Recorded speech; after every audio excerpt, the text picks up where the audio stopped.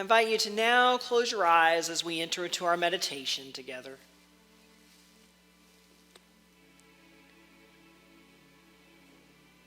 Just allowing yourself to breathe and to really start to, as our song says, just to begin to come home.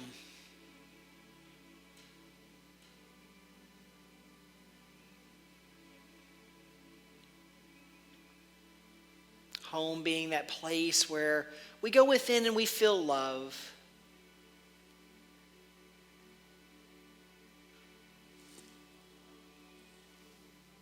We feel ourselves surrounded by and immersed in this beautiful place of love.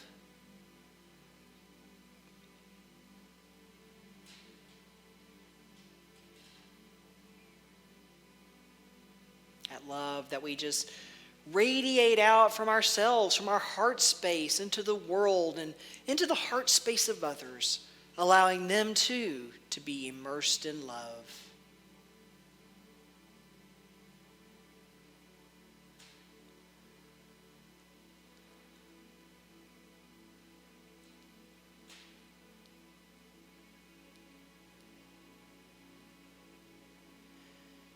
And today, as we envision this love, I invite you to visualize all of our healthcare workers,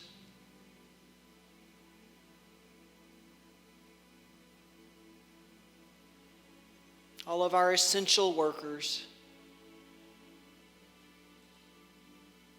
all of those people that have been out helping to save the lives and keep us safe and well. Visualize and surround them with love.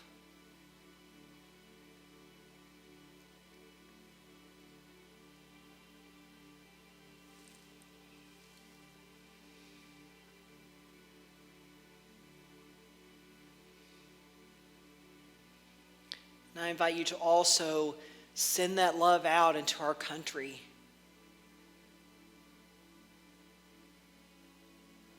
Our country that has felt hurt.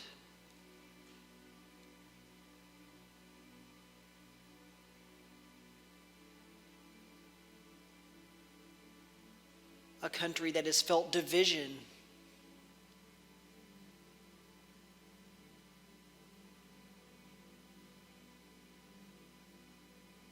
A country that needs healing and needs love.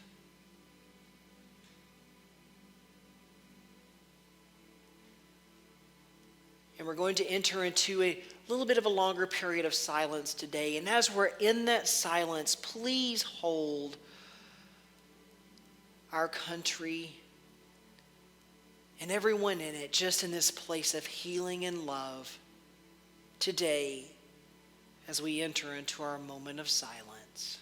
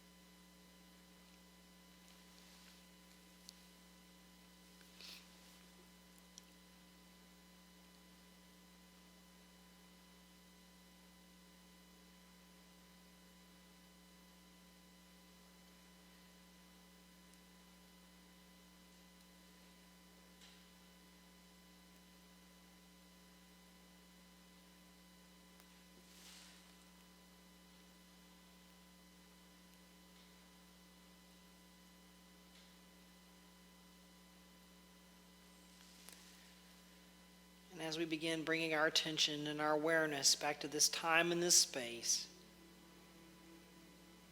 we go forward with those feelings of love. We go forward with that energy of love. We go forward with the love that we are, continuing to share that, to shine that light on this country and this planet. We immerse ourselves in this healing power of love, boldly proclaiming, I am love. I am love. I am love. Namaste.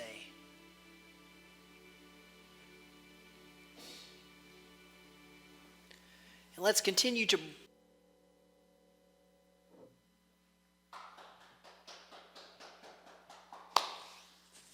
Thank you, Pete. We need one of those like how they have like a laugh track. We need like a clap track. We know you're all clapping from home though, so we appreciate that. So there's another thing I forgot to make an announcement for that I wanted to talk about real quick. We are soon going to be, the nominating committee has been meeting together to start approaching people to join our board. So I want to remind you that board packets are here to be picked up. We've had an amazing board this past year. I mean, we've worked via Zoom and things like that, but it's been an amazing time. We've just had a really pleasant working relationship together and personal relationship, and I invite you to want to become a part of that. So just remember that board packets are here. You can make arrangements with the office to pick one up, or even when we're open for the holiday kits, come by and pick one up. We'll be happy to give you one and happy to talk to you about joining our board. So just wanted to put that out there. And another thing that I'm reminded of as I see this light, all this extra light coming in, I wanted to also thank Bob Benikoff. He came in and replaced our lighting in the sanctuary, and there's light. So thank you, Bob. Thank you so much for doing that. So, Pete's talking about these different songs, and there's also a song that's out there that I'm betting most of you know it. And if not, you've probably at least heard it at one time or the other, and I'm not going to sing it, but I'm going to say it. Pete would probably like for me to try to sing it, but I'm not going to. So, anyway, it says, Lord, we don't need another mountain. There are mountains and hillsides enough to climb. There are oceans and rivers enough to cross, enough to last till the end of time. Lord, we don't need another meadow. There are cornfields and wheat fields enough to grow. There are sunbeams and moonbeams enough to shine. Oh, listen, Lord, if you want to know. What the world needs now is love, sweet love. It's the only thing that there's just too little of. What the world needs now is love, sweet love. No, not just for some, but for everyone. No, not just for some. Oh, but just for everyone. So I like that song, don't you? It talks about love for everyone. I don't have to agree with everyone. I just have to know that there's enough love, sweet love for everyone. So starts our third Sunday of Advent today, which is a day where we celebrate love. It's almost like it's a Valentine's Day in December. We celebrate love. But what exactly is love? I mean, what is love? Is love something that we can touch? Is it a feeling? Is it an emotion? What is love exactly? So I go to one of my trusted sources to get like a definition of it. Unity co-founder Charles Fillmore, he tells us in the Revealing Word that love is an inner quality that sees good everywhere and in everybody. It insists that all is good, and by refusing to see anything but good, it causes that quality finally to appear uppermost in itself and in all things. He goes on to say that the pure essence of being that binds together the whole human family, of all the attributes of God, love is undoubtedly the most beautiful. So love is an attribute of God. I think it's pretty safe to say that. And as a part of God that resides in each and everything on this planet and even beyond, love is also an attribute of us. It's basically a part of who and what it is that we truly are. We are love. Now, Reverend Elizabeth Longo tells us in our Advent book, she states, "The essence of all life is love. Love lifts the veils of darkness and reveals the expansive, joyous nature that is ever flowing in your heart, ready to come forth as new life. Love opens the heart to an infinite field of possibilities, a space wide enough to welcome all experiences free from judgments. Love sees through the eyes of compassion and realizes our true nature." So let's think about that for a moment. Let's let that kind of absorb for a moment. She mentions how love lifts the veils of darkness and reveals the expansive, joyous nature that is ever flowing in your heart. And really, when you think about it, it's really difficult to feel adverse feelings towards something or someone that we love, isn't it? You know, our partners, our spouses, sometimes they do things that make us feel really frustrated at times, don't they? And I'm not trying to get anybody in trouble that's watching this with your partner or spouse. But it can cause this frustration. And our pets, they don't always behave the way that we feel that they should, do they? Ours don't much care for the snow. They have to get used to it again every year. And they inevitably, if I can talk today, they run outside, do their number one, come back in, go find a spot somewhere and do number two in the house. And it's frustrating, but we love them, so those veils of darkness aren't even there. They're usually always lifted, and instead we just find love in its place. But what happens when we're having a difficult time seeing through that veil of darkness? Having some difficulty with seeing the light of love through that darkness. It starts to affect our lives, and it does so in a manner that's not always necessarily a positive manner. We start seeing through an obscure lens. And it affects the way that we see our lives and the way in which we begin to approach the things in our lives. We start to withhold things, or we can start to withhold things such as forgiveness or kindness. We may find ourselves starting to wish for revenge, and we start to build walls the longer we hold on to those feelings. The longer we hold on to those feelings, the higher and more impenetrable those walls become. Now, Reverend Elizabeth also tells us, she says, this Christmas, allow the transformative power of love to renew your spirit. Be willing to forgive, release all that is no longer serving you, and to tear down the walls of separation and dive deep into your heart.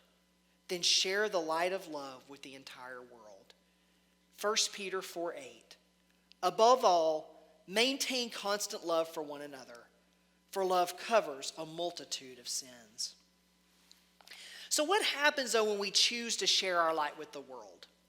One of the things I've always loved about church Christmas Eve services is the candle lighting. That's always been one of my favorite parts of the service.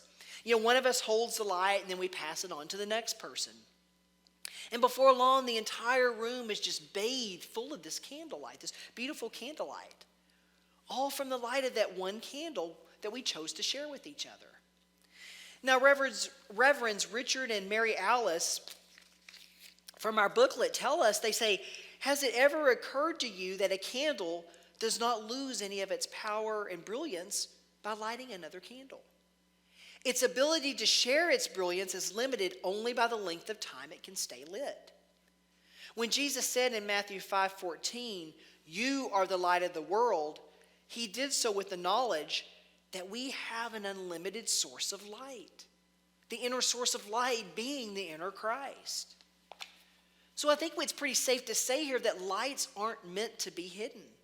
Otherwise we wouldn't have any use for light if it's just meant to be hidden away in a corner somewhere.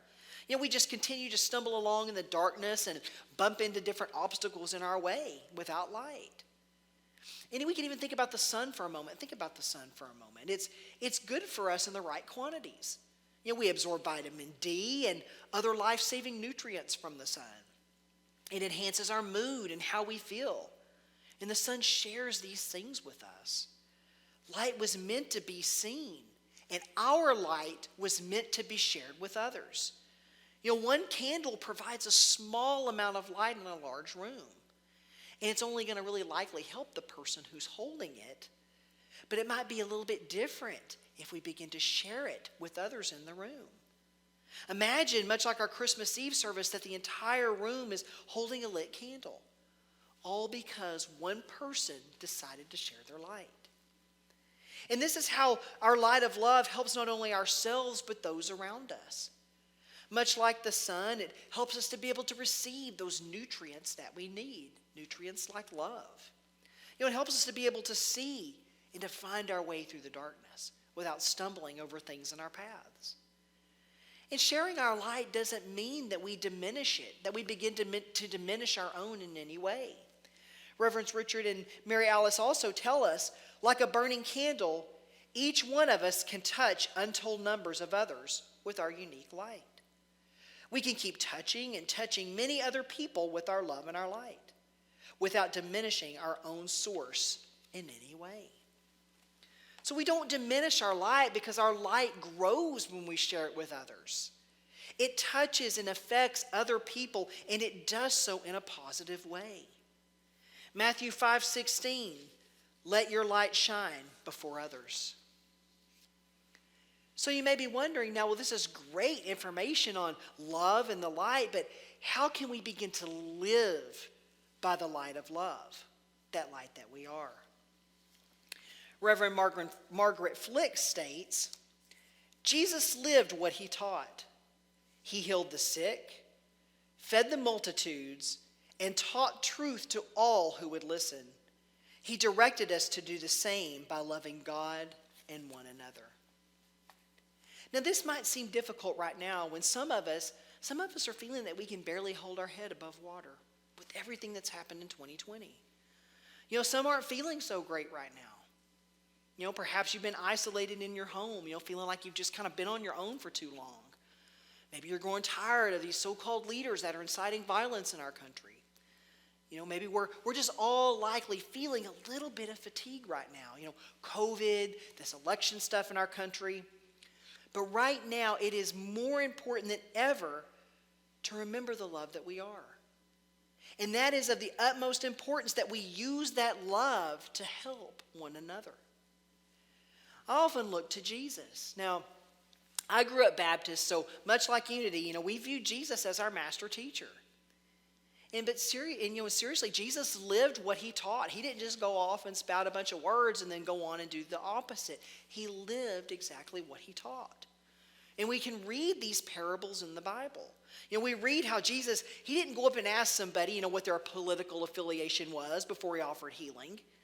He didn't ask how much money people had in their pocket before he gave them attention. He didn't tell people he was too busy or that he was running late for his next meeting. He didn't use excuses to withhold his light or his love. He radiated out to everyone and anyone who was willing to accept it. The good news is that he taught us how to do the same thing that he did. And how is it that we can do this? Reverend Margaret tells us, she says, we can express love by responding to what others need.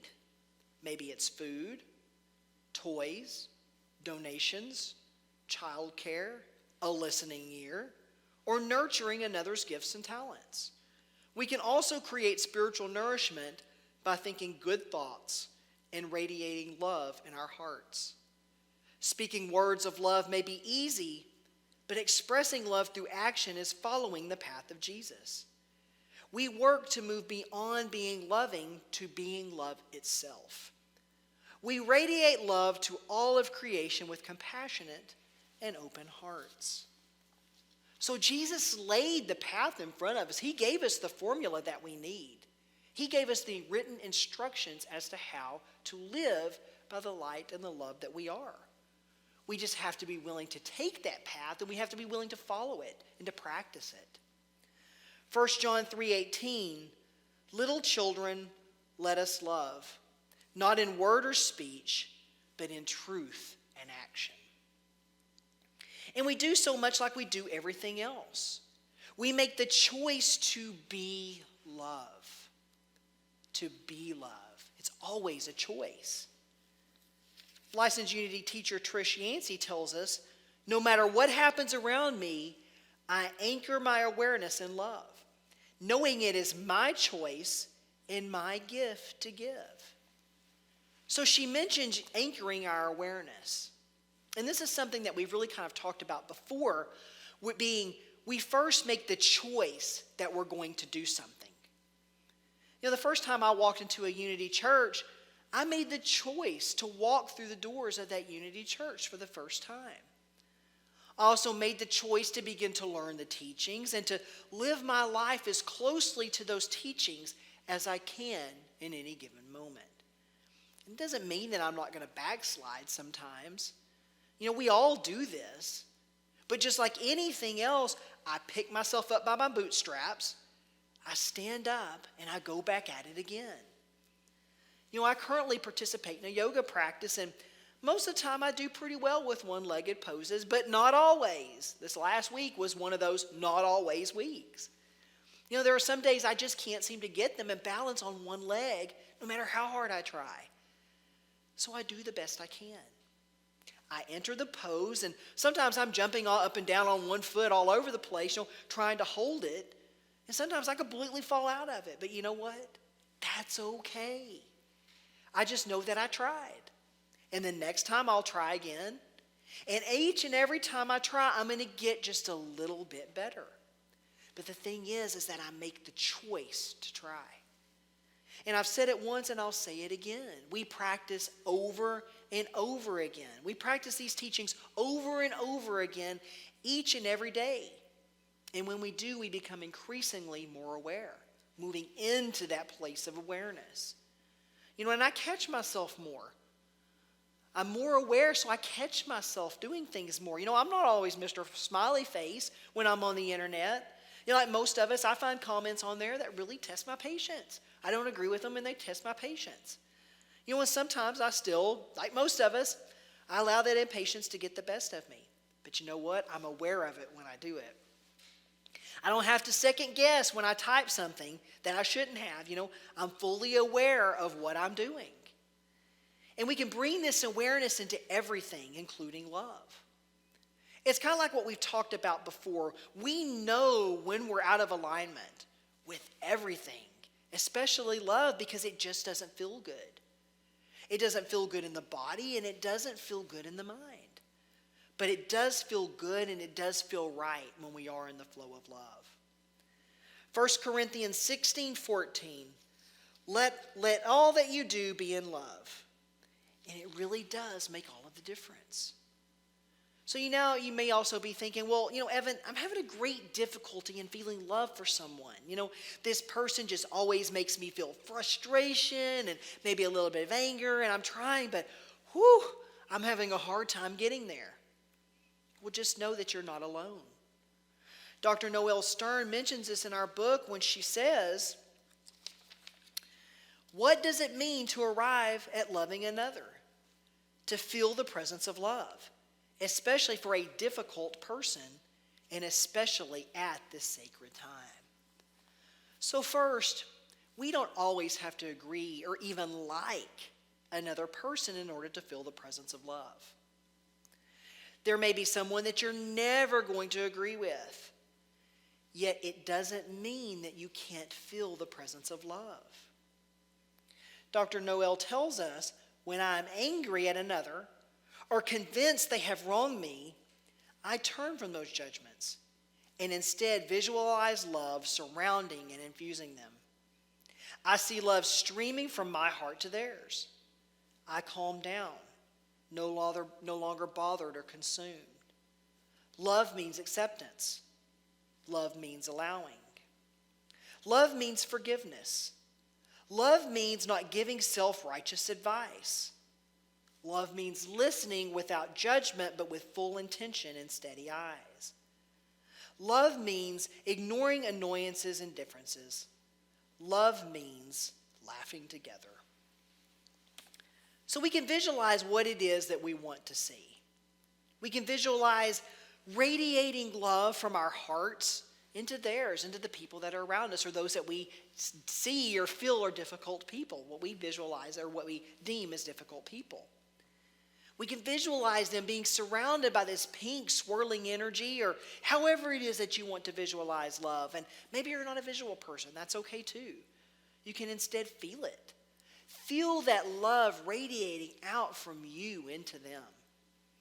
And love may not ultimately mean that you want to walk up and wrap them in a giant bear hug, but sometimes it's practicing acceptance for them right where they are, right where you are. So we don't always have to agree 100% to feel the presence of love. Sometimes for me personally, I try to picture people I feel are difficult as children. At some point, everybody was a baby. Everybody was a small child learning to walk or learning to say their first words, whatever it is. That sometimes personally helps me to be able to feel that loving presence for someone that I deem as difficult. It doesn't mean I have to be best friends with that person or invite them in for coffee or whatever, but it means I can at least start to insert a bit of loving energy into the picture. So I think we're probably all kind of needing a little bit of love right now. We've got people who are supposed to be leaders out there stirring up violence. We've got people feeling isolated and perhaps feelings of loneliness. We've got people who have lost loved ones. We've lost a couple of people from our community, our church community over this time. We've got exhausted hospital workers and essential personnel who are out there giving their all for all of us to make our world a better place. We've got people who have lost employment and are afraid of losing their homes as well. The holiday season is here, and many people are just feeling the fatigue of it all. So I personally think we could probably all use just a little bit of love right now. I kind of like the words and teachings of Jesus, especially when he said this in John 13:34. I give you a new commandment, that you love one another. Just as I have loved you, you also should love one another. Namaste.